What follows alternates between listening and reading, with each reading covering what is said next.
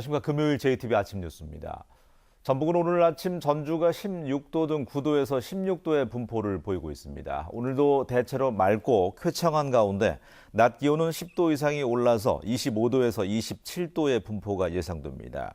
현재 진안과 장수, 임실 등에서는 가시거리 200m 안팎에 짙은 안개가 끼어 있어서 출근길 운전에 주의가 필요합니다. 전주기상지청은 당분간 맑고 일교차가 크겠으며 다음 주 수요일 오전쯤 한 차례 비가 내릴 것으로 내다봤습니다.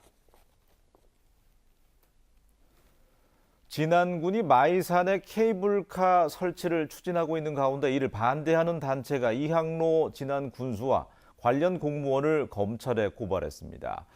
허위 공문서를 작성했다는 게 이유인데요. 양측의 주장이 팽팽히 맞서고 있습니다. 하원우 기자입니다. 지난해 발표된 마이산 케이블카 타당성 용역 보고서입니다. 전체 사업비 190억 원 가운데 국가 예산이 140억 원, 진안군 예산이 50억 원으로 책정돼 있습니다. 그런데 어찌된 일인지 이 보고서를 인용해 만든 지방재정투자심사자료에는 사업비 전액을 군 예산으로 추진한다고 적혀 있습니다. 같은 용역 보고서로 전혀 다른 예산 계획을 세운 겁니다. 진안군은 투자 심사가 통과되자 케이블카 실시 설계 용역비 예산으로 9억여 원을 반영했습니다. 마이산 케이블카 설치를 반대하는 주민들은 국가 예산을 확보하지 못하면 케이블카를 설치하지 않겠다는 약속을 스스로 어긴 것이라며 반발하고 있습니다. 국비 확보 없이 사업 시행 않겠다라고 했음에도 불구하고 뒤에서는 순수군비로 이 사업을 진행하려고 했던 것, 그것이 국민들로서는 가장 경악할 부분이고요. 마이산 케이블카 저지위원회와 환경단체는 이항로 진안군수와 당시 관광개발사업소장 등 4명을 허위 공문서 작성 혐의로 검찰에 고발했습니다. 진안군은 국가 예산으로 사업을 추진하겠다는 입장엔 변함이 없다고 밝혔습니다. 사업비 전체를 군 예산으로 잡아놓은 건 국가 예산을 확보하기 위한 행정 절차일 뿐이라고 주장했습니다. 그때 상황에 따라 맞춰서 행정 절차를 밟아 나오면 되는 것이지 사업비가 바뀌었다 해서 공문서 이전은 난 볼 수 없다는 거죠. 마이산 케이블카 설치 문제를 놓고 찬반 양측의 갈등이 깊어지고 있는 가운데 수사 결과에 따라 케이블카 설치 사업에도 적잖은 영향을 줄 것으로 보입니다. JTBC 뉴스 하원호입니다.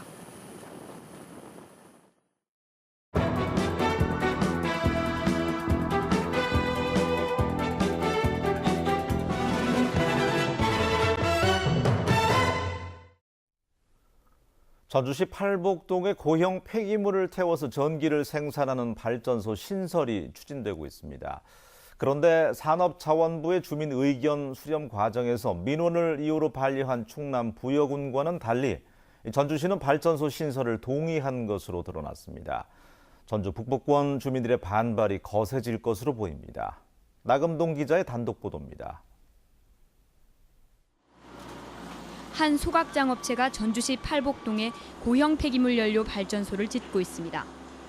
산업자원부 전기위원회는 지난해 5월 이 업체의 발전 사업을 허가해도 되는지 사전에 전주시 의견을 물었습니다.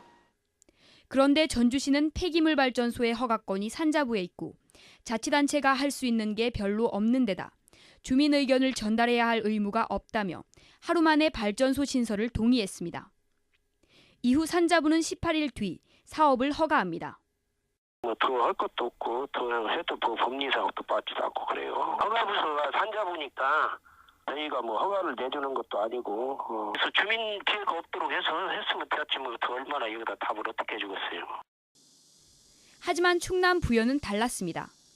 부여군은 지난해 무려 6차례에 걸쳐 5개면 주민들의 의견을 듣고 주민 대부분이 반대한다는 의견을 산자부에 전달했습니다. 산자부는 2달여 만에 부여의 폐기물 발전소 신축을 반려했습니다.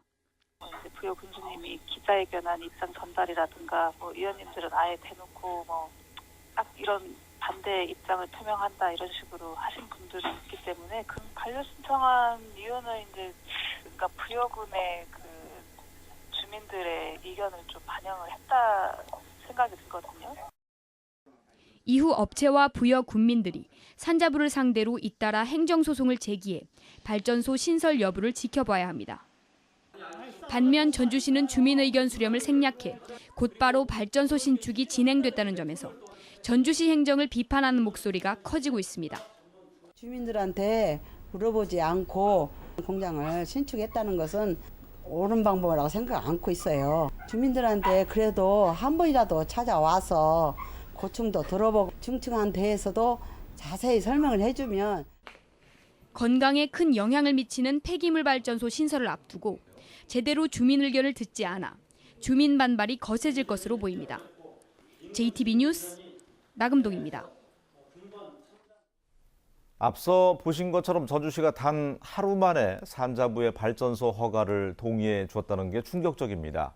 도대체 뭐가 그리 급했을까요? 계속해서 이승환 기자입니다. 산업자원부가 전주시에게 발전소 허가 동의를 물어본 건 지난해 5월 11일. 전주시는 바로 다음 날인 5월 12일 주민 피해가 없도록 한다는 조건을 달고 곧바로 동의를 해줍니다. 보통 일주일의 기한을 주기 때문에 단 하루 만에 발전소 허가를 동의한 건 아주 드문 사례입니다. 산자부 담당 공무원조차 의아해하고 있습니다. 우리가 보통 일주일 준다라고 했잖아요. 우리가 5월 11일 날 보냈는데 진짜 하루 만에 왔네. 전주시 담당 공무원에게 주민 반발이 뻔한 문제를 왜 그렇게 빨리 동의했는지 물어봤습니다. 먼저 주민들의 반발 같은 것도 예상을 하시잖아요. 그때 이제 전혀 그런 것이 없었어요. 이런 허가에는 주민 수용소에다 이런 것이 반영이 안 되게 돼 있어요. 전혀 없어요. 이런 것들이. 산자부에서 허가권이 있기 때문에. 하지만 너무 성급한 동의라는 비판이 나옵니다. 쓰레기 고형연료 발전 시설은 대기오염 배출 물질들이 많이 발생을 하게 됩니다. 그래서 주민들의 건강에 미치는 영향이 큰데 이런 부분들에 대한 검토 없이 하루 만에 동의를 해줬다라는 것은 도저히 이해할 수 없는 행정 절차라는 생각입니다. 전주시는 오는 26일 도시계획위원회에서 폐기물 발전소의 운영 여부를 따집니다. 전주 북부권 주민들은 주민 의견이 생략된 발전소 신설 허가는 원천 무효라며 26일 도시계획위원회에 참석할 위원들의 현명한 판단을 촉구하고 있습니다. JTB 뉴스 이승원입니다. 해마다 반복되는 AI 피해는 그야말로 국가 재난 수준입니다. 그런데 저병원성 AI 바이러스를 줄이는 특정 단백질이 세계 최초로 국내 연구진에 의해서 개발됐습니다. 가축의 바이러스성 질병 문제 해결에 대한 기대감이 커지고 있습니다. 정원익 기자가 자세히 전합니다. 생쥐에서 찾아낸 단백질 크기를 줄인 미니 양체 단백질입니다. 이 단백질 유전자를 주입해 부화한 닭들이 저병원성 AI 바이러스를 훨씬 적게 배출하는 것으로 나타났습니다. AI에 감염된 일반 닭들과 비교했을 때 입이나 항문을 통해 나오는 바이러스가 평균 30%가량 줄었습니다. 전이 가능성도 그만큼 감소한 겁니다. 바이러스 증식을 방해하는 항바이러스 소재 물질이 개발된 셈입니다. 구강과 항문에서 바이러스 배출량이 이제 대조군 대비 바이러스 배출량이 한 30% 이상 감소됨을 확인했습니다.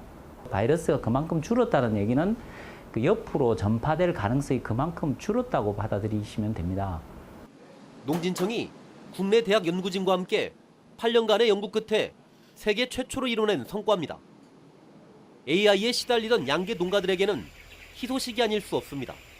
저희 농장 같은 경우도 올 봄에 그 주변에 AI가 발병해가지고 예방적 차원에서 살처분한 예가 있는데 그 예방 제도에 대해서 기대가 큽니다.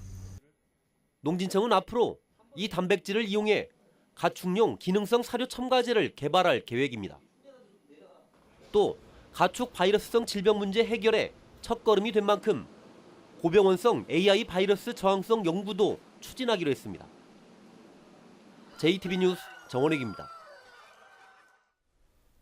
전주방송이 연속 보도한 장애인 콜택시의 휴일과 야간 미운행에 대해서 도의회가 관련 예산을 증액하기로 했습니다.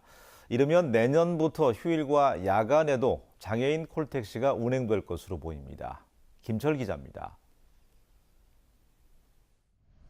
척수장애 1급인 정광주 씨가 휴일에 장애인 콜택시 이용을 시도했지만 거절당합니다. 이번 주 일요일 오후 3시에 이용하려고 하는데 가능한가요?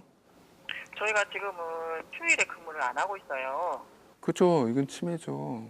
당연하잖아요. 왜 일반인은 되고 장애인은 안 되는가?